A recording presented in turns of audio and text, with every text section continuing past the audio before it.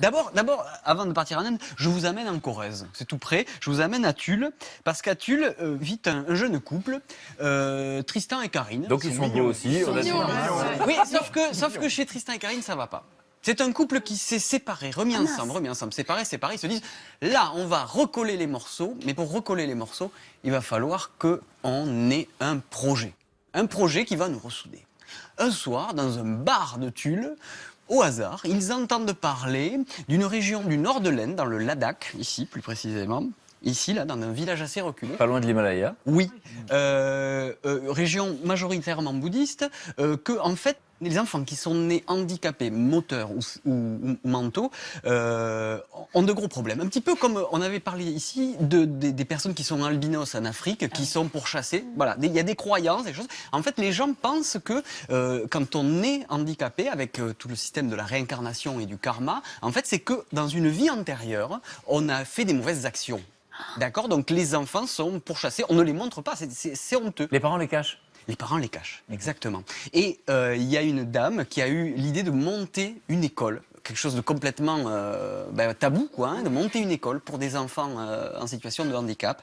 Et ce jeune couple décide, en fait, sensibilisé par cette situation, de partir là-bas, alors qu'ils n'avaient jamais voyagé. Elle était en formation d'éducatrice spécialisée, lui faisait un petit peu de vidéo et il avait envie de voyager mais il ne l'avait jamais fait. Et il décide de partir et de réaliser un documentaire sur cette école pour qu'on en parle, aussi bien en Inde qu'un petit peu partout dans le monde. Et donc là, ils sont partis avec 3 francs 6 sous, pas grand-chose. Et ils sont encore en montage, ils veulent faire ce documentaire, ils veulent qu'il voit le jour, mais il n'est pas encore prêt. Alors ils nous ont envoyé quelques images, je vous propose de regarder quelques images de leur documentaire.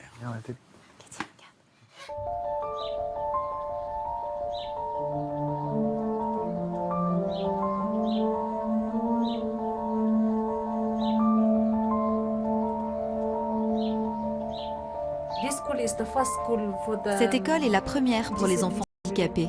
Avant, il n'y avait rien.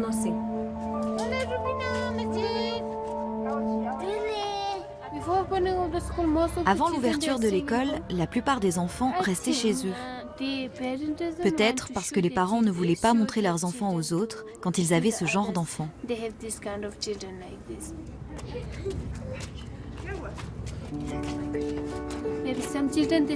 Parfois, certains enfants étaient envoyés à l'école, mais ils ne pouvaient ni lire ni écrire.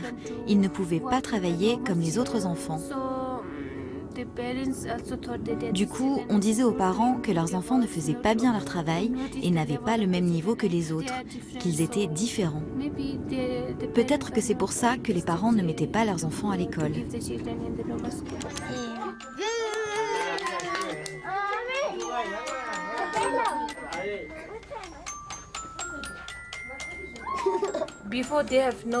Avant, ils ne connaissaient pas grand-chose. Maintenant, ils ont beaucoup appris. Par exemple, Rizwana, avant, elle ne savait pas bien écrire. Maintenant, elle écrit très bien. Elle a énormément progressé.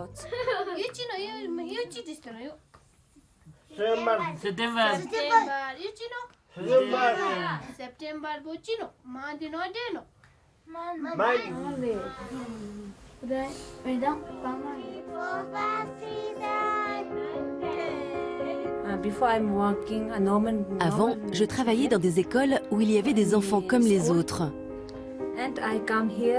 Je suis arrivée ici et j'ai vu ce qui se faisait. Tous les enfants ont beaucoup progressé depuis 2009. Et tous les professeurs travaillent très dur. C'est un gros travail d'équipe. Et le fait que les enfants progressent autant, ça me rend heureuse et fière.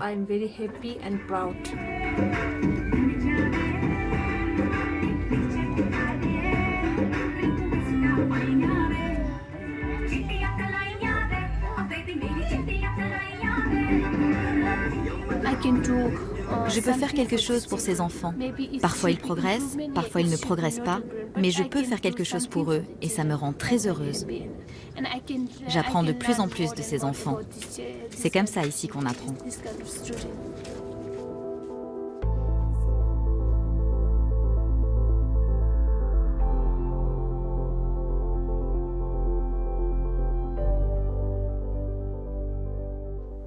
Je me retourne vers vous, Maud m'a dit je suis hyper émotive, donc je vous pose la question.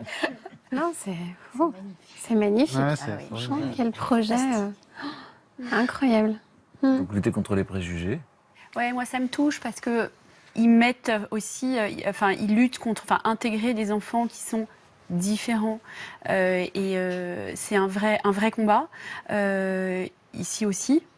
Mais là, c'est aussi lutter contre sa propre culture et chapeau. Donc, c'est aussi d'une certaine manière, se mettre en danger soi-même pour sauver l'autre. Donc, c'est waouh. Et surtout, je découvre quelque chose, c'est que le bouddhisme, qui est quand même la philosophie de la compassion. Alors, du coup, je savais pas que les enfants Il y a quand même des intouchables. Il y a quand même des intouchables aussi là-bas. Donc... Oui, mais alors les intouchables, c'est les hindouistes. Enfin, il n'y a pas forcément des bouddhistes dans toute l'Inde.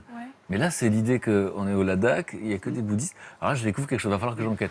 Oui, alors Que je comprenne, parce que là, je suis estomaqué. Et en plus, ce qui est très fort, c'est qu'en fait, cette école, elle s'appelle Munsel. Et Munsel, en ourdou, alors je ne fais pas le malin, hein, je ne suis pas Puisque tu parles ourdoulogue, ni prophète, ça veut dire sortir de l'ombre. Je trouve ça assez joli. Et ça va être le titre de leur documentaire à ce jeune couple, Sortir de l'ombre. C'est très beau. Il faut imaginer que là, quand on voit ces images avec ces enfants qui dansent sur la place du village, c'est le contraire du fait de les cacher. Exactement. Donc il y a beaucoup de symboles. Ouais. Non, ça m'a beaucoup. Non, ils sont épatants. Et ils sont encore là-bas? Alors non, ils sont partis pendant 3 mois.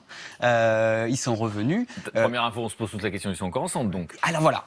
Eh ben, c'est vrai parce que Ça crée du lien ou ça fait le contraire? Exactement. C'est un couple qui a été plus soudé que jamais grâce à cette expérience parce que ils ont vécu dans l'école et ces enfants ont changé leur vie. Par exemple, Tristan me racontait que il a vu une petite fille qui était trisomique. Il me dit jamais de la vie, je pensais que j'allais être ému aux larmes en voyant cette petite fille danser. Elle avait des gestes magnifiques et il me dit j'étais ému. J'ai vu des enfants qui arrivaient, qui n'arrivaient pas à marcher et qui se sont mis à marcher, alors péniblement, mais qui se sont élevés, quoi. Voilà. Et toutes ces émotions, on les retrouve. Sortir de l'ombre. Et qu'est-ce qu'ils faisaient eux exactement? Alors. Karine, elle était en formation, elle avait déjà été sensibilisée aux enfants en situation de handicap, donc elle faisait des ateliers créatifs avec les enfants, donc c'était du bénévolat, si tu veux. Et lui aidait aussi certains enfants, mais il était surtout là pour filmer, pour rendre compte pour les aider à sortir de l'ombre. Et comment ils ont financé ça? Alors ça n'a pas été facile parce qu'ils ont participé à du crowdfunding, comme on dit, c'est une plateforme sur Internet pour financer. J'adore son accent anglais. Mais j'ai failli lui demander de répéter.